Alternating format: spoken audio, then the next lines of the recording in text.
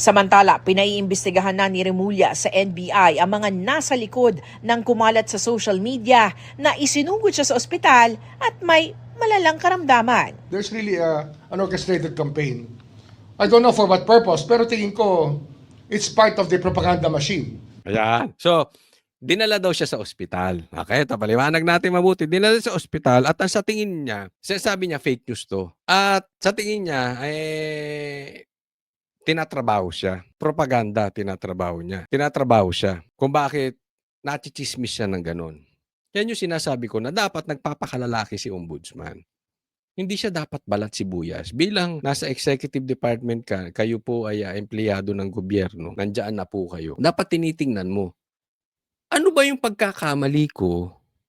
Bakit gusto ng taong bayan mamatay ako? Ganun lang. Simple yun eh. Si PRRD, wag naman sana, pero kikita naman natin ng pangangatawan. Halos konti na lang kukunin, malapit na. Pero ayaw ng taong bayan pinaglalaban si PRRD. Ikaw, konting balita na na-hospital ka, di umano, parang gusto nilang mamatay ka na. Bakit ganun? Dapat may risk. Tingnan mo rin yung sarili mo. Baka may pagkakamali ka. Bilang opisyal, public official, hindi ka dapat matatampuhin. Ito ka na naman hahabulin mo na naman yung mga vloggers.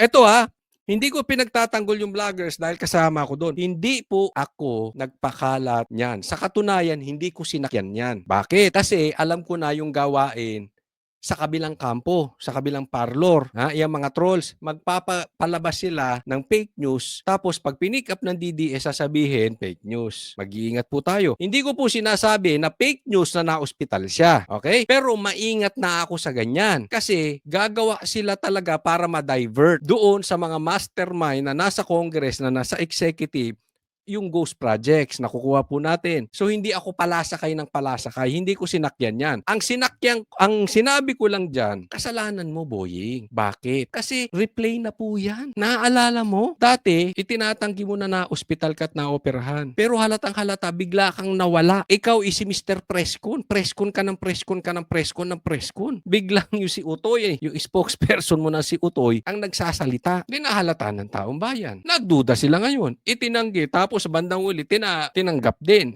Inamin din. Same scenario ngayon. Bigla kang nawala. Ikaw si Mr. Announcement. Si Mr. Preskon ka, bigla ka hindi nagpe-preskon. Mag-preskon ka, mayroon pang oxygen daw. But for me, that is not the issue. Ang sa akin, Ombudsman, hindi ka dapat balat sibuyas. Titingnan mo. Ano bang nagawa kong mali sa bayan natin? Bakit parang tinatrato? Ako hindi ko sinasabi ayokong mamatay ito. Kasi hindi po nasa akin ang paghuhusga ng buhay ng tao. Yan ay nasa Panginoon lang. Okay? So hindi ko siya uhusgahan kung kailan siya mamatay, kung bukas o after 200 years. Hindi na po sa kamay ko yan. Ang nasa kamay ko lang, sasabihin ko yung mali niya. Diba? Bakit gusto kanilang di umano sumunod kay Akop? Ganyan ang galit nila sa'yo. Tingnan mo rin yung pagkakamali mo. Of some political